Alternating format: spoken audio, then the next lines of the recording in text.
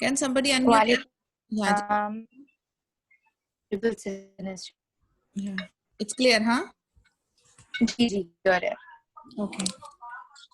Let's begin. Inshallah, Rabbi shrah li sadri wa yassir li amri wahlul 'uqdatam min lisani yafqahu qawli. Inshallah ta'ala, today we are going to go for love for Allah, and there is one more last thing remaining, which is fear of Allah alone. So these two aspects we will cover. So inshallah, हमारा अकीदा level 2 का जो है almost we are done. And then inshallah, I'm planning to start golden stories of Abu Bakr Siddiq radiallahu anhu. And there is another to follow after that, which will be the golden stories of Umar ibn Khattab radiallahu anhu. Why are we taking these stories? Why do you think we want to know about these great personalities? आपको क्यों लगता है कि हम इनकी biography या इनके बारे में हमारे लिए जानना जरूरी है? You can unmute to answer. Why is it important? अस्सलामुअलैकुम। वालेकुम अस्सलाम व रहमतुल्लाहि व बरकातहू जी। अस्सलामुअलैकुम। वालेकुम अस्सलाम जी, बोलें। हाँ जी, इसलिए कि ये तो प्यारे नबी सल्लल्लाहु अलैहि वसल्लम के बाद वाले पहले खलीफा हैं, सबसे पहले ईमान लाए थे और उन्होंने प्यारे नबी सल्लल्लाहु अलैहि वसल्लम की तरह उन्होंने यानी कि जो प्यारे नबी सल्लल्लाहु अलैहि वसल्लम ने हमको गाइड किया था उसी तरह उन्होंने अमल किया। सही। So in short, यानी because they were from the previous या initial Muslims, तो उनको कॉपी करने के लिए यानी उनसे और किसी ने अपना कोई परसेप्शन देना है? Anybody else would like to add on to it? जज़ाकल्लाह खैर बशीरुन निसा. Anybody would like to add something to it as to why हमारे लिए important है to know their stories?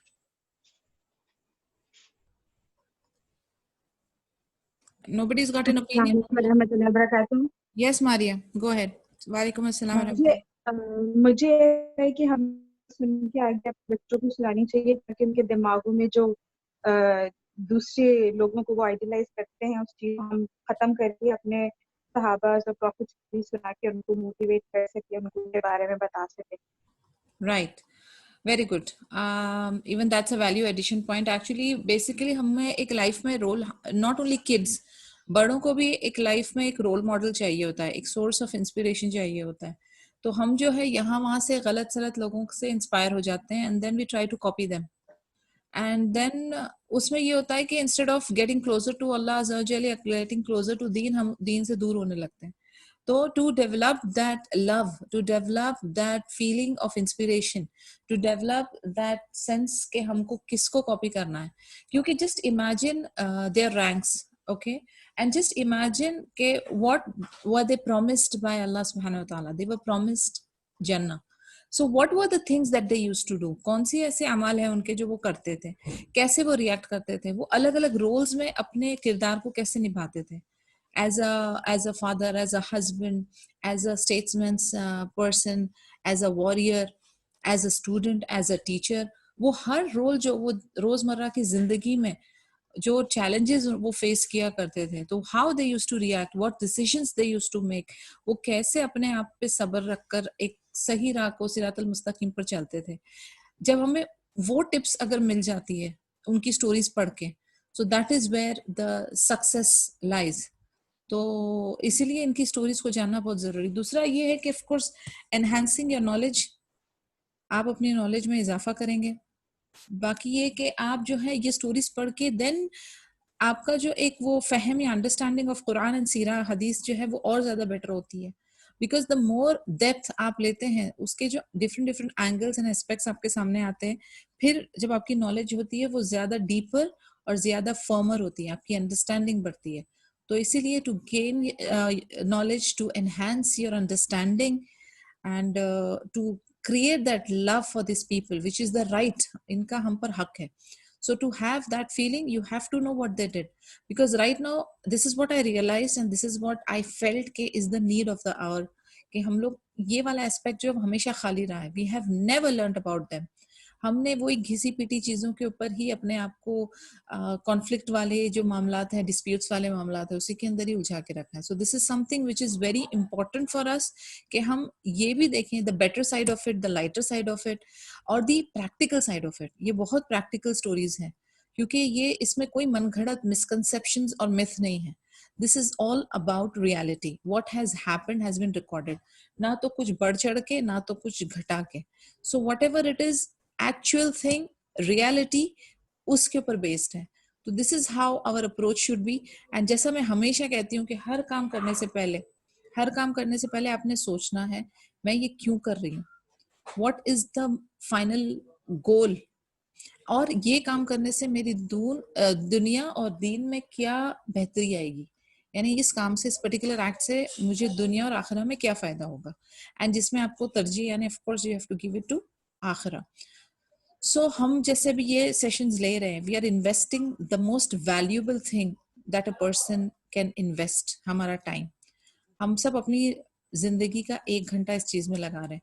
तो are we gaining something, what is our intention. हमें अपनी intentions renew करना है ताकि हम अपने डीड्स और एक्शंस को इबादा में कन्वर्ट करें.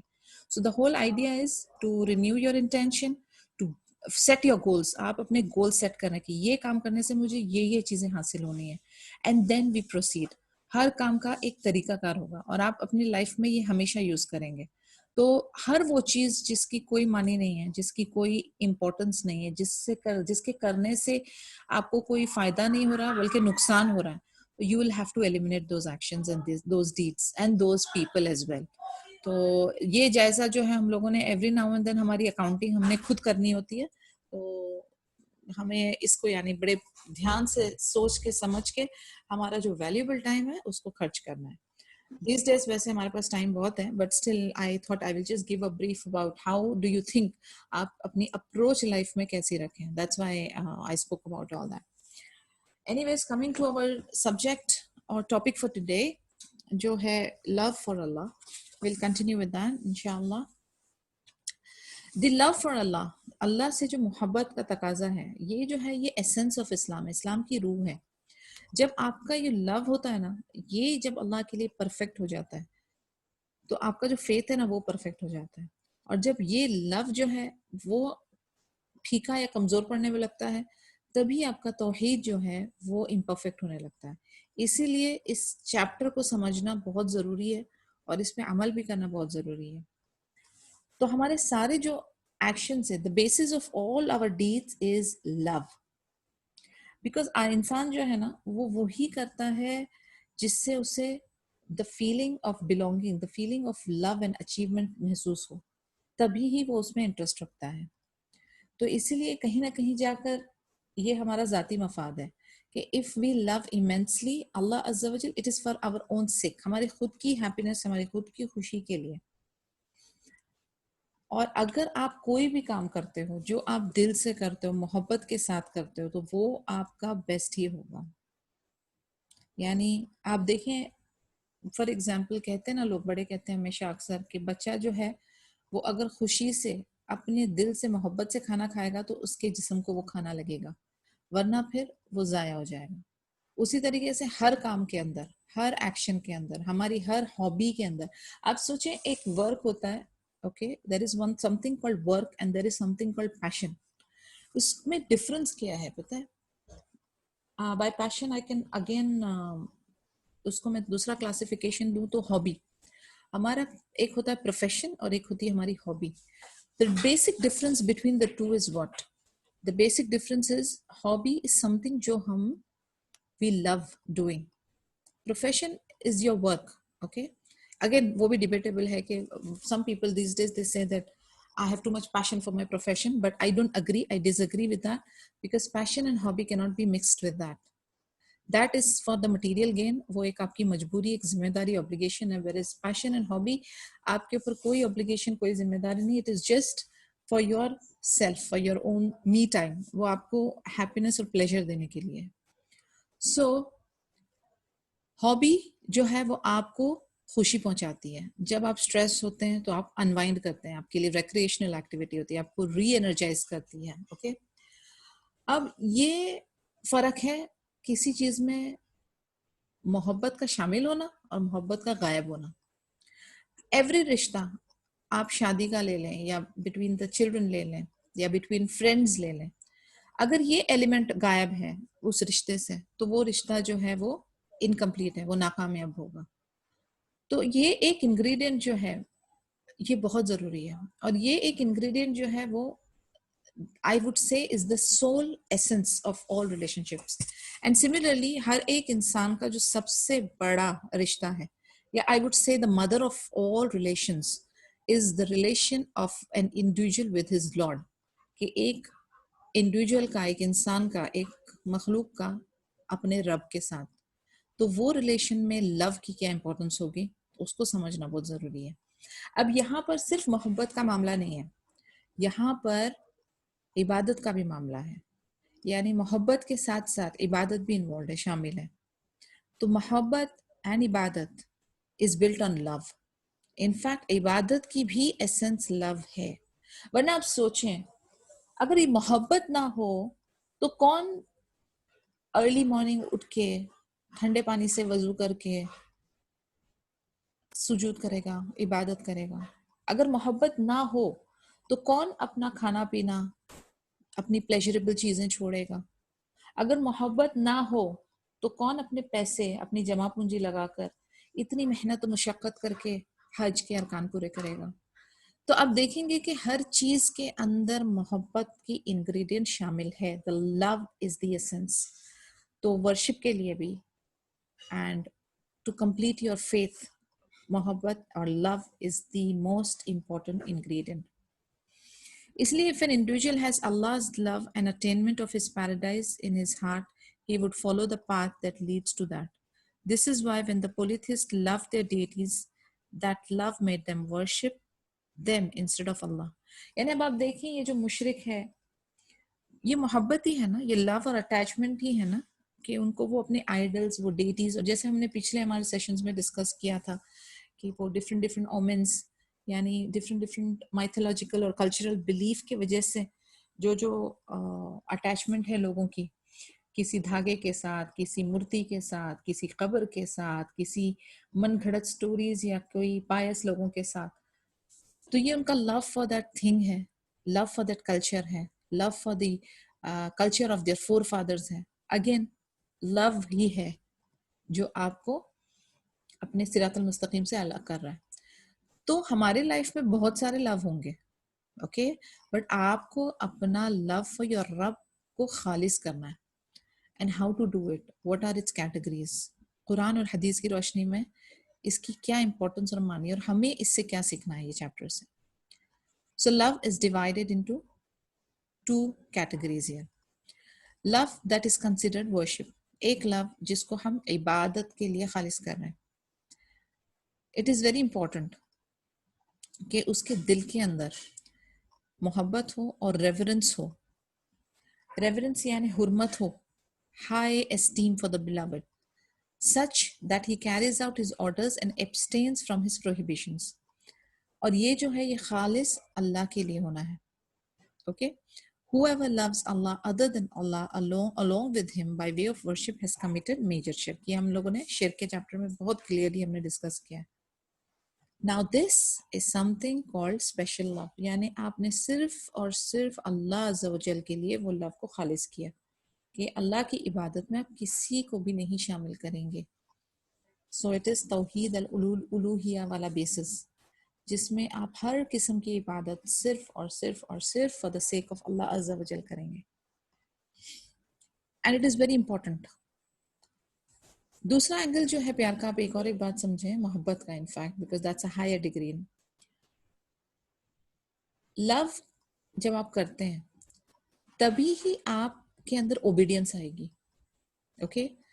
जब आप किसी से बहुत ज्यादा मोहब्बत, for example you love your parents, अब कई बार काफी सारी चीजें जो आपको शायद पसंद नहीं होगी, या आपको वो करना, वो एक पर्टिकुलर डिश है जो आपको पसंद नहीं है, लेकिन because you love your mother immensely और उन्होंने बड़े प्यार से वो खाना पकाया, so you will eat it forcefully even though you don't like it, because it's not your choice, लेकिन आपको मोहब्बत है अपनी मॉम से तो आप वो खाओगे।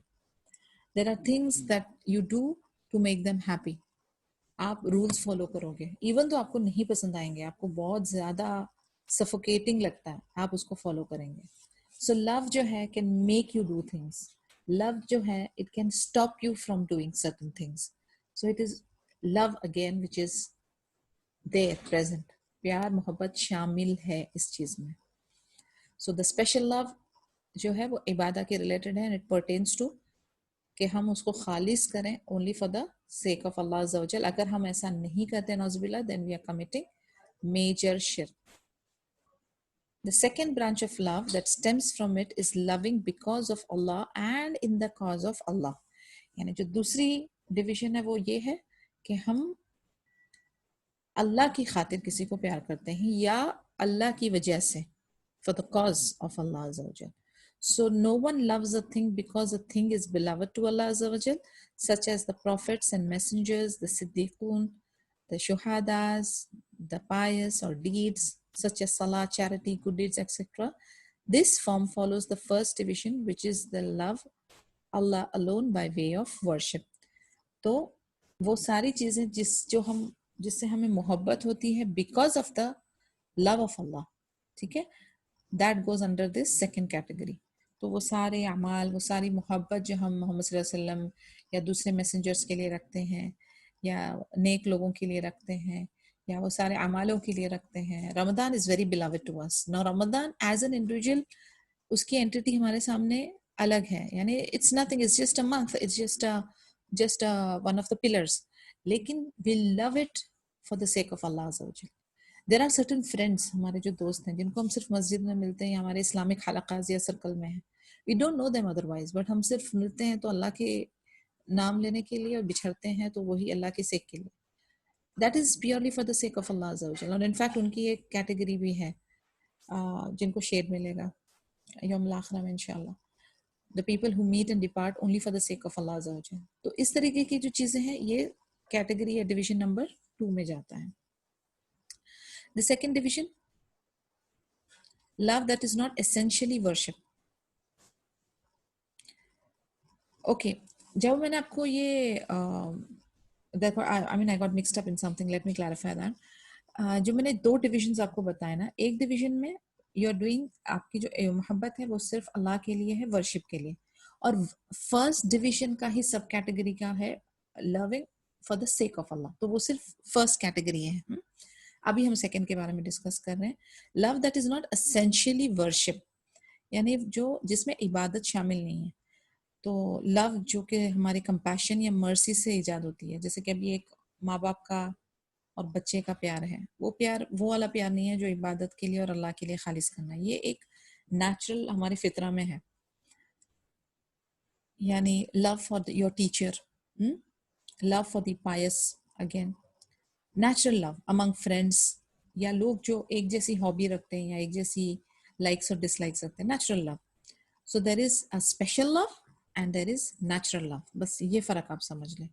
स्पेशल लव हमने खालिस कर दिया अल्लाह के लिए और उसमें इबादत का एलिमेंट भी शामिल है। Natural love is love in between for various reasons, कि भाई वो आपके माँ बाप हैं, आपके बहन भाई हैं, आपके फ्रेंड्स हैं, your people who with whom you share your likes and dislikes. उसके बाद एक हमारे को चीज़ों के लिए भी प्यार होता है, again that is also from our फितरा, कि we like certain food, certain drinks, certain clothing, cars, houses, luxuries, ऐशो इशरत, ये सब चीज़ों के लिए भी हमारे दिल में प्यार होता है। लव फॉर वंस कंट्री, ये भी हमारे में प्यार होता है। तो this is again natural love. So these all fall under the permissible. अब ये कहाँ तक परमिसिबल रहेगा?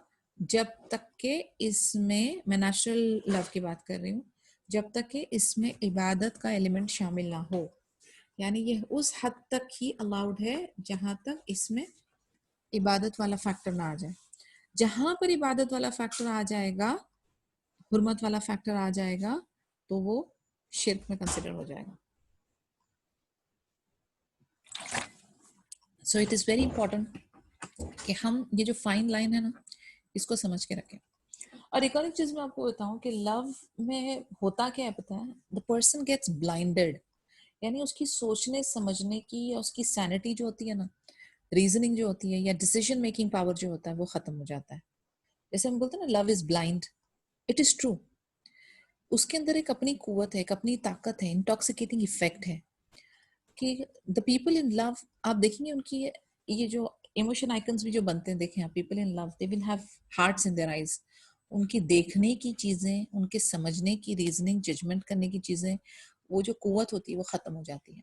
It covers your head, it covers your rational reasoning, आप एक अलग ट्रिप और ट्रांस में होते, जैसे कोई ड्रग डोज ले लिया हो. So it steals your power of thinking, your power of taking decisions. इसलिए हर किसी के साथ जो है एक लेवल बना के चलना है, एक डिस्टेंस बना के चलना है, और उस बाउंड्री को एग्जिट नहीं करना है. Any relation for that matter. मैं आपको बताना चाहूंगी कि exaggeration in any relation is very dangerous, very very harmful.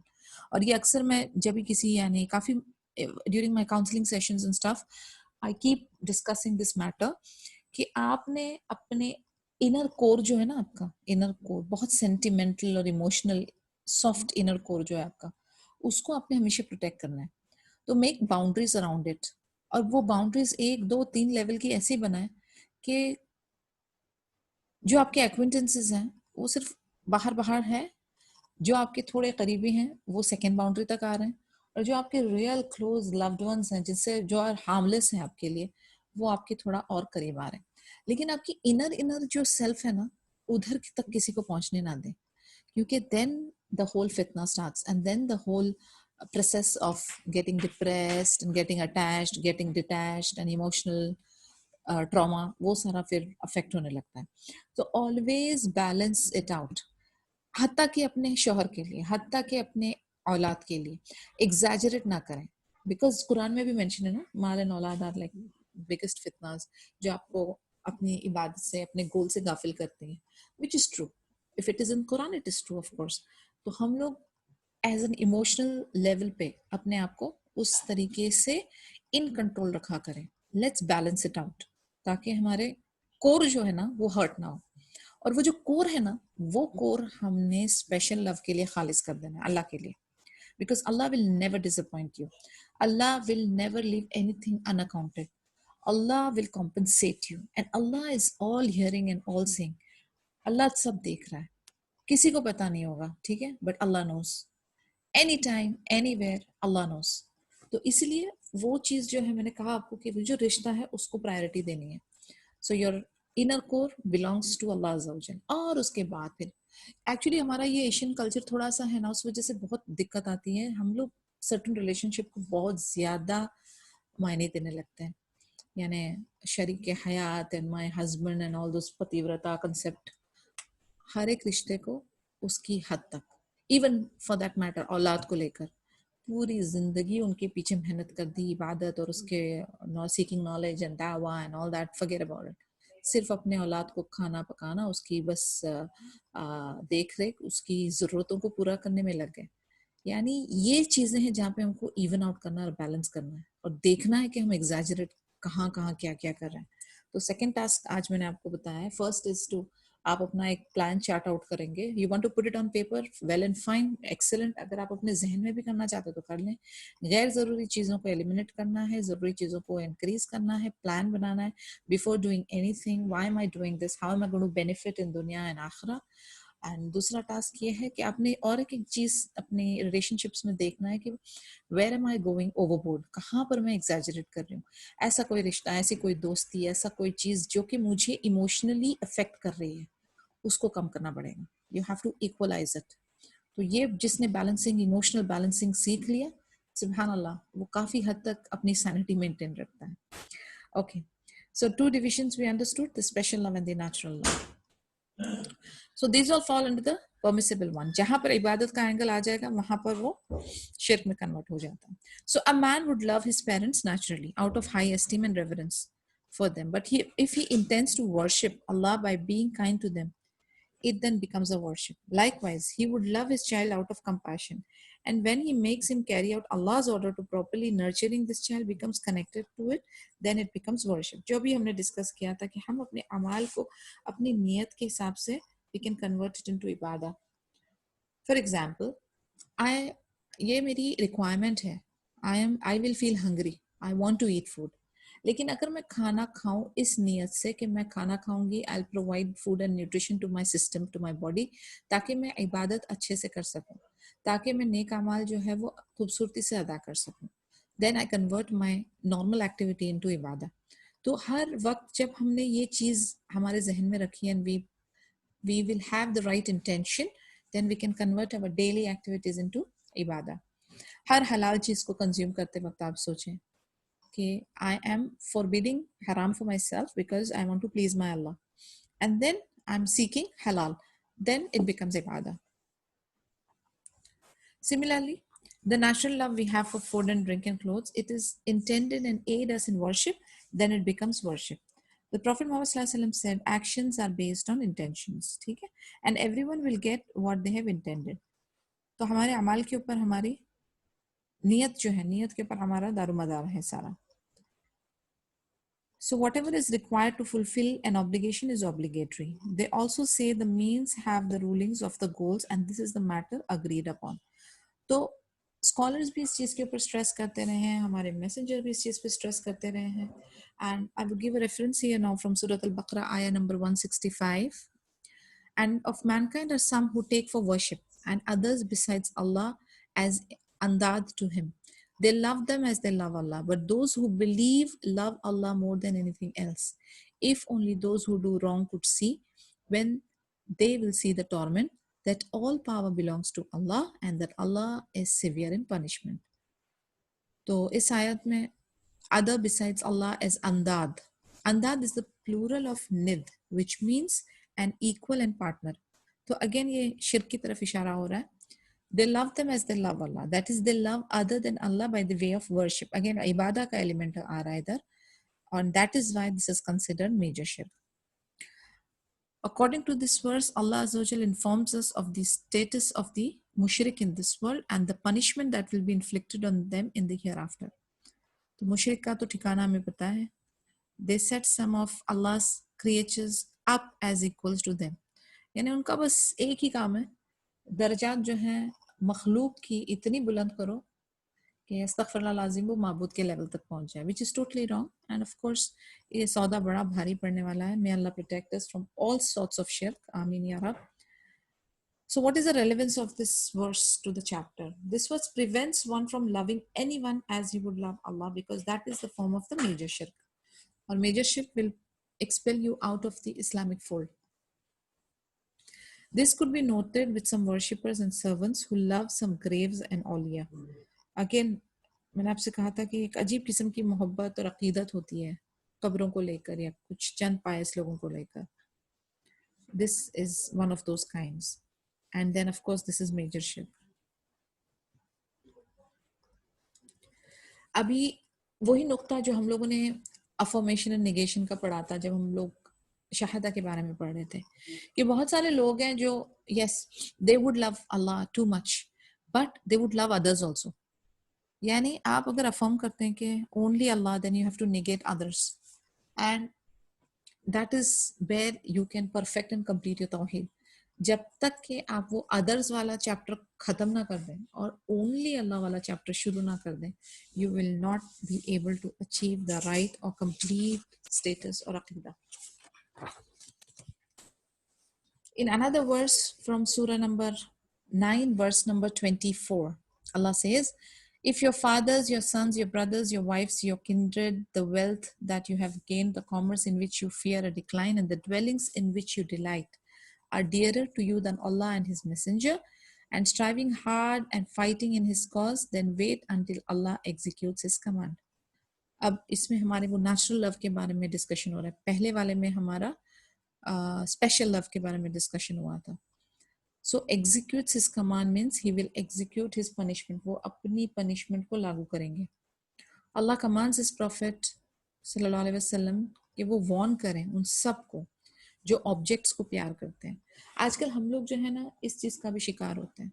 Like okay, we might not alhamdulillah get into shirk in terms of हम यहाँ पर दरगाहों पे नहीं जा रहे, हम किसी और औलिया को नहीं मान रहे, बट हमारा लव फॉर द ऑब्जेक्ट इतना बढ़ चुका है कि that is gone beyond level, और वो एक खतरनाक डिग्री को पहुंचा जो बार बार मेंशन भी हो रहा है कुरान में कि it is a road to destruction. तो हमको अगेन जायजा लेना पड़ेगा कि हम कितना कौन सी चीज़ों को प्यार कर रहे हैं, मोहब्बत रख रहे हैं और कितनी हमारी उनके साथ अटैचमेंट है. इनफैक्ट इन दिनों में हम लोगों को इस चीज़ का एहसास हो गया होगा कि we can survive without luxuries. हम लग्जरीज के बगैर बहुत कंफर्टेबल हैं. हम असेंशियल्स के साथ जी सकते हैं. हमें ज़रूरत नहीं है एक्स्ट्रा की। तो ये चीज़ जो अभी हम लोग अच्छी चीज़ें इस दौरान जो अल्लाह ताला ने हमें एक कहते हैं ना हिदायत देनी थी या हमें कोई रास्ता खोलना था, तो वो खुल चुका है हमारे लिए और उसको ध्यान में रखते हुए हमें अपनी लाइफ को चेंज करना है। And that is how it should be. हर एक क्लास, हर एक लाइफ का एक्सपीरियंस आपको चेंज करे अच्छे के लिए, आपकी इसलाह करे, तब जाके उसके then it is doing justice for you, otherwise it's a waste of time. तो मेक अ नोट कि वो सारी चीज़ें जो हम unnecessary shopping, unnecessary salon visits, unnecessary मिलना जुलना, सोशलाइजिंग, शो ऑफ, जो भी हम किया करते थे, आज हम बिना करे 2-3 महीनों से बड़ा सुकून में है, बड़ी बचत की हमने, तो अल्हम्दुलिल्लाह we can live without it, which means it was not important. So जो हमारा लव है ऑब्जेक्ट्स के लिए उसको कम करना पड़ेगा। His messenger and the obligatory deeds that draw Allah's love and pleasure, such as hijrah, immigration in the cause of Allah, and jihad, that is striving in Allah's cause, and such like matters. Allah first mentions fathers, then sons, brothers, friends, and so forth. So they are the most beloved to men.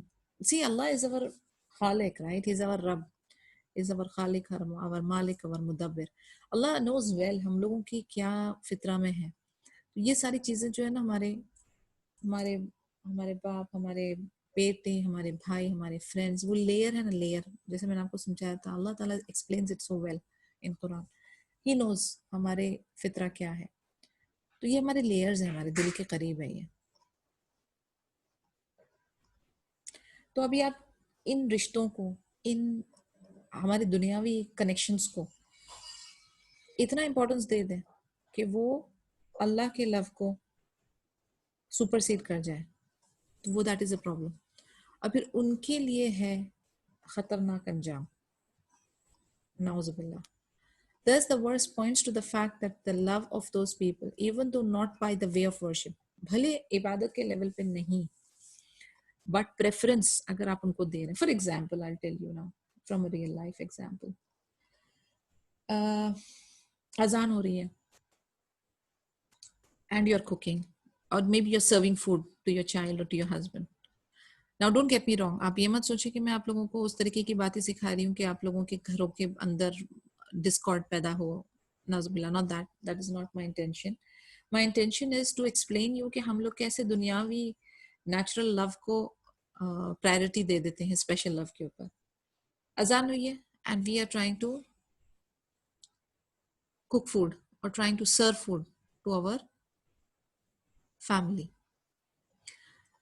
जैसे मैंने पहले बताया activity में कि आप अपना chart out करेंगे, every time आपकी जो भी एक्टिविटीज है ना, वो नमाज के टाइम को अलग करके करना है हमने।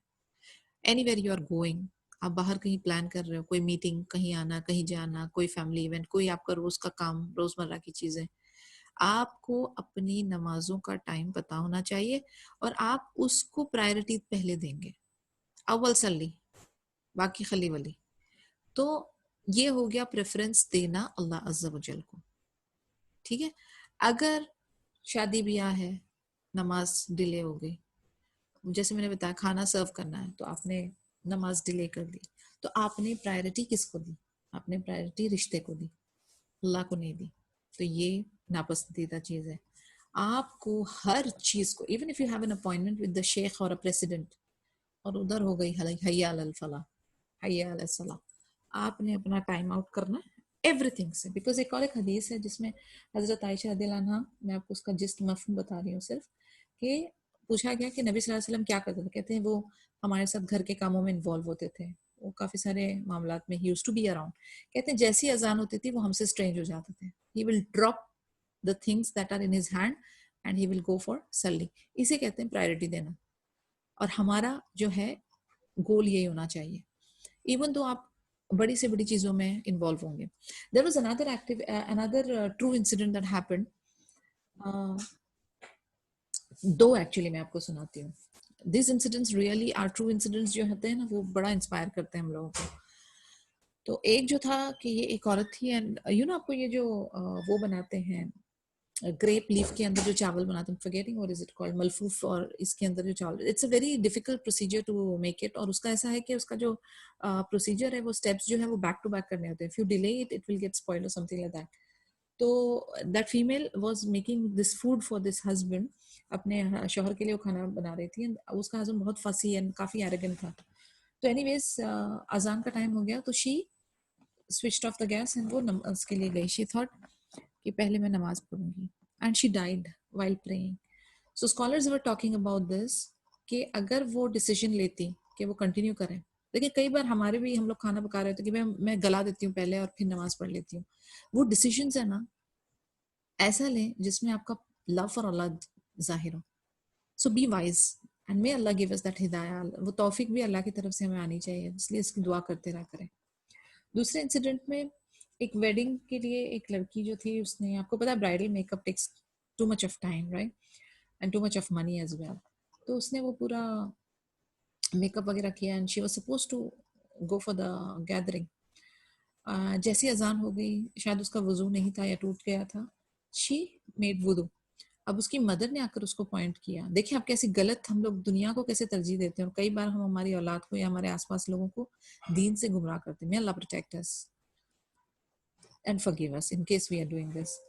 तो उसने जब, माँ ने उसको रोका कि इतने पैसे लगा के मेकअप हुआ, अभी तुमको जाना है स्टेज पे, she she didn't listen to her parent, which is the right thing to do। जब वो आपकी शरिया से कोई चीज़ या अल्लाह की इबादत के रिलेटेड कोई चीज़ में आपका पेरेंट्स या आपके स्पाउस या कोई एल्डर्स की ओपिनियन टकरा है, तो आपको अल्लाह करा लेना है, उनको प्लीज नहीं करना है। she did the same, she said she wants to pray and she did the wudu and she prayed। while she was praying, उसकी भी मौत का टाइम आ गया था।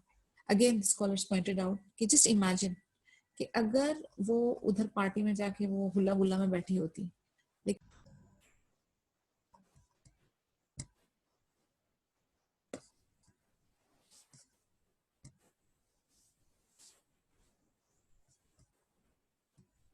Hello, I think I Voice got, is not coming. या I think I got Yeah. Connected. कहाँ तक सुना आप लोगों ने? सॉरी। जब उसकी मम्मी ने कहा कि या go on the stage. या सो शी डिसाइडेड कि वो पहले अपनी सलाह जो है वो कंप्लीट करें, एंड शी वेंट अहेड। और फिर उसका भी मौत का वक्त आ गया था, and she had a हुस्नुल Khatima. इबादत करते हुए उसका खात्मा हुआ, and Allah chose her for something good. तो ये जो है ना, ये डिसीजंस हम लोगों को लेने होते हैं, और ये डिसीजंस में कई बार हम लोग जो है फेल हो जाते हैं। तो it's a matter of seconds के अंदर इस चीज का फैसला करना होता है कि आप अपने नेचुरल लव को तरजीह दे रहे हैं या आप अपने स्पेशल लव को तरजीह दे रहे हैं। सो मे अल्लाह मेक अस दोस्त जो कि अपने स्पेशल लव को हमेशा प्रायोरिटी दे, बिकॉज उस टाइप का लव, उस टाइप का खालिसपन Allah is looking for. So that is very important, और वही बात इस आयत में आई है और जिसपे हमें ध्यान देना है। यानी हम भले इबादत नहीं कर रहे, लेकिन प्रायोरिटी देना भी सही नहीं है। So it involves the obligation of giving priority to the love for Allah and all that He loves over love for anything else। हर शय की मोहब्बत से ऊपर अल्लाह की मोहब्बत।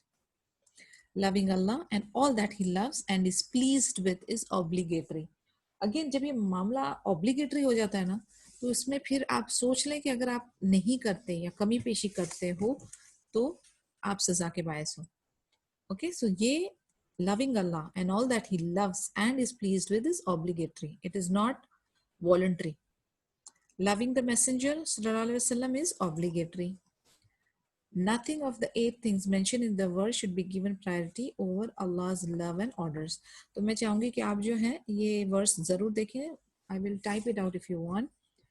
This is surah number 9 verse 11, sorry 24।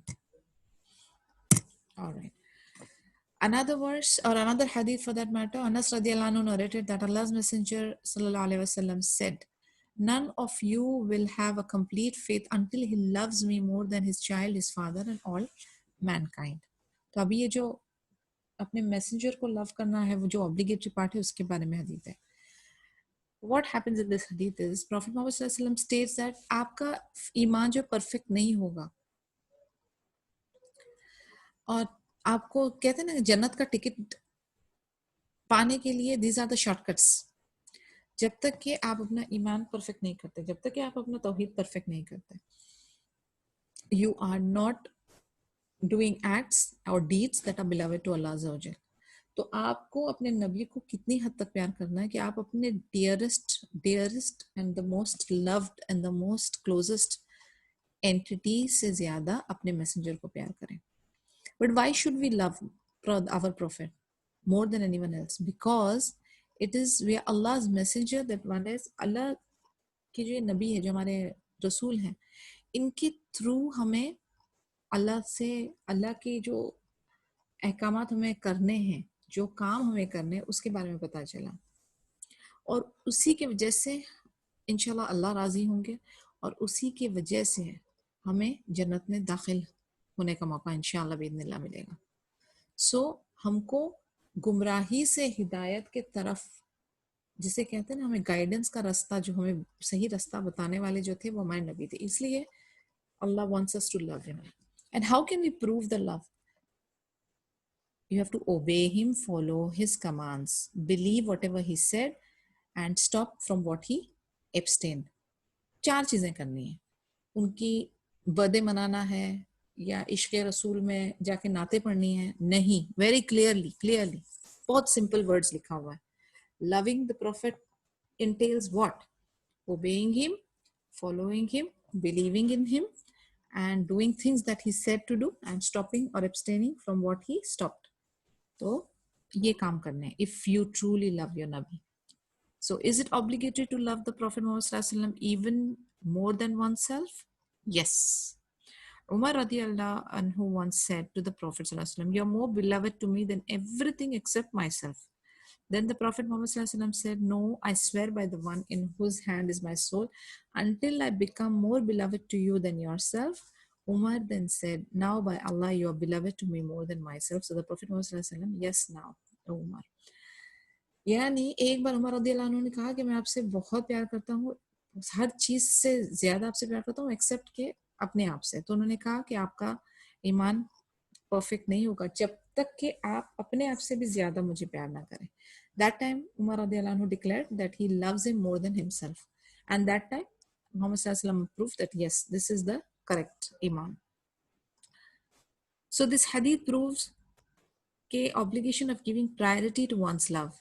तो हमारी प्रायोरिटी का चार्ट अभी बनते जा रहा है. जैसे मैंने आपसे कहा ना कि लेयर्स बनेंगे एंड कैसे हम लोग वो how can we there is a heart and then there are the core boundaries, right? उसमें हमको प्रायोरिटी करना है. तो सबसे क्लोजेस्ट या may be within the heart it is Allah अज़्ज़ा व जल, then comes the messenger and then eventually other things will follow. तो इस चीज को हमें अपने दिमाग, दिल में और लाइफ में इम्प्लीमेंट करते जाना है.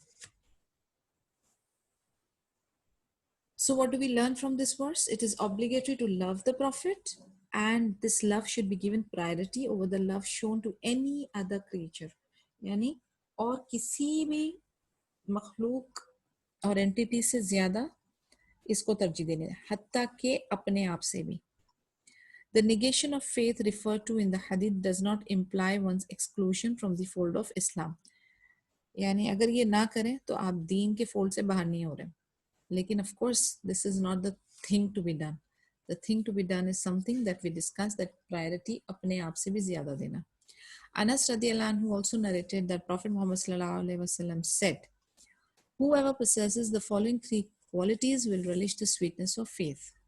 यानी अनस रदियल्लाहु अन्हु ने बताया कि मोहम्मद सल्लल्लाहु अलैहि वसल्लम ने बताया कि वो कोई भी जिसके पास ये 3 क्वालिटी होगी उसको ईमान की स्वीटनेस का एहसास होगा. एक वो the one to whom Allah and his messenger becomes dearer than anything else, जिससे अल्लाह और अल्लाह के नबी हर शय से प्यारे हो जाए. दूसरा, the one who loves a person and he loves him only for the sake of Allah. यानी वही जो कैटेगरी मैंने आपको बताया था कि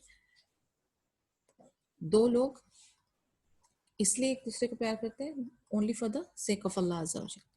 तीसरा, the one who hates to revert to disbelief after Allah has saved him from it as much as he hates to be thrown into the fire. तीसरी वो कैटेगरी है जिनको जो कुफर को जो है वो हेट करते हैं इतना ज्यादा और अपने आप को सही राह पे कंट्रोल में रखते हैं, जितना कि उनको नफरत है कि उनको जहन्नुम में डाल दिया जाए। तो ये 3 जो लोग हैं, they will relish the sweetness of faith. None will relish the sweetness of faith unless ये जो 3 चीजें वो अपने अंदर डेवलप ना कर दें। Sweetness of faith, it is the delight and pleasure of the heart. Sakinat mutmain, the highest degree of pleasure. Dearer than anything else, dearer than the person that one naturally loves. यानी बच्चे, अपने spouses, अपने parents.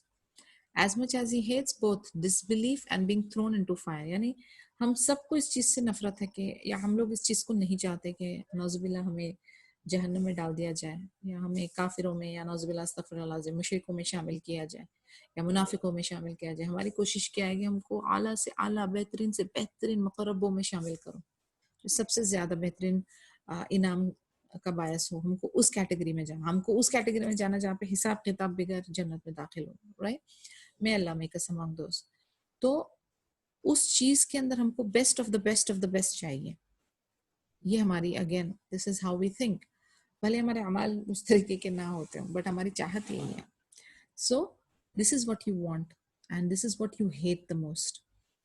So in this hadith, the Prophet Muhammad states that the sweetness of faith can only be relished by those who have these 3 qualities: giving priority to one's love for Allah and His messengers over that for people dear to Him and wealth. Gee, who's there? Any question? Okay. उसके बाद loving others due to their belief in Allah and their obedience to Him, not because of any worldly purpose. यानी ऐसे लोगों से मोहब्बत होना जो सिर्फ और सिर्फ अल्लाह के खातिर काम कर रहे हो, या उनके डीड्स जो हैं वो अल्लाह को प्लेजरेबल हो, and you love them for the sake of Allah. Having absolute hatred for disbelief to the extent that returning to it is equal in His sight of any worldly purpose. Whoever is possessed of this characteristics will relish the delight of faith and thus will enjoy performing the acts of obedience and endure hardship seeking Allah's satisfaction. तो जब भी आप priority देते हैं तो उसके फ़ायदे क्या हैं, ये आपके सामने है बिल्कुल।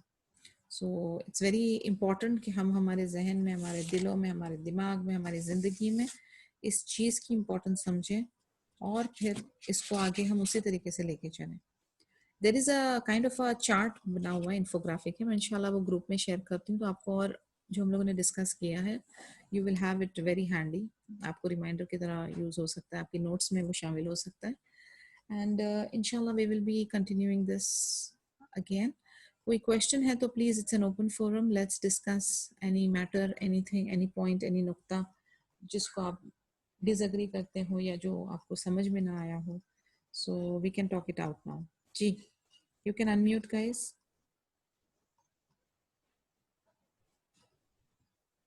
No questions? No discussions? Okay. Yes, I see one mic. Unmute. जी बशीर निसा बोले। I can't hear you. I think आपका mic आपने loud करना चाहिए, please. I can't hear you at all.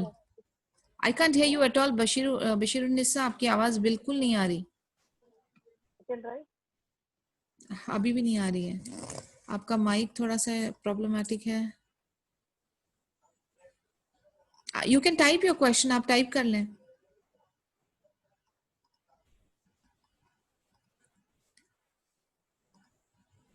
I think Bashir निसा, आपका सवाल जो है आप टाइप कर लें if you can't talk. Yes, Jumana, go ahead. Assalamualaikum. वालेकुम अस्सलाम। Okay. जो भी लास्ट 3 कैटेगरीज बताई, एक तो the love for Allah and His Messenger, and second for the sake of Allah you love someone. Yes. And the third one, वो exact समझ नहीं आया. It's what like to wish to go for Jannah. नहीं, but the third point is to have hatred for disbelief, यानी कुफर, गलत काम जो है उस यानी for sins और for disbelief के matters के ऊपर आपकी hatred होना। यानी अल्लाह ने आपको हाँ, हिदायत दे दी, आप सही राह पे आ गए अल्हम्दुलिल्लाह। अभी आप वो सारे जो मामलात थे ना, जो कुफर वाले मामलात थे, उससे आप इतनी नफरत हैं कि you feel like you hate own help, इतनी हद तक नफरत करना। That is point number 3। which is forbidden to hate those things, yani? यानी यू हैव टू हेट कुफर और शिर्क को आपको हेट करना है, right? Okay. So you will be hating it. You will be hating to go back to that kufr and all those deeds that are disliked. Okay. So these are the Okay. things. Yeah. Jazakallah khair. Wayaki. Anything else, guys? So inshallah, if there's nothing to talk or discuss, I think alhamdulillah matter is kind of clear. Alhamdulillah. May Allah accept it from us. Rabbana taqabbal minna innaka anta samiul alim. And inshallah then we can meet tomorrow at 2 o'clock. سبحانك اللهم وبحمدك نشهد أن لا إله إلا أنت نستغفرك ونتوب إليك. If there is anything, आप group में question डाल लें. Bashir Nisa, you have put something there. Yes, at the time of prayer. I don't get that question right. मुझे समझ नहीं आई है. What are you trying to say?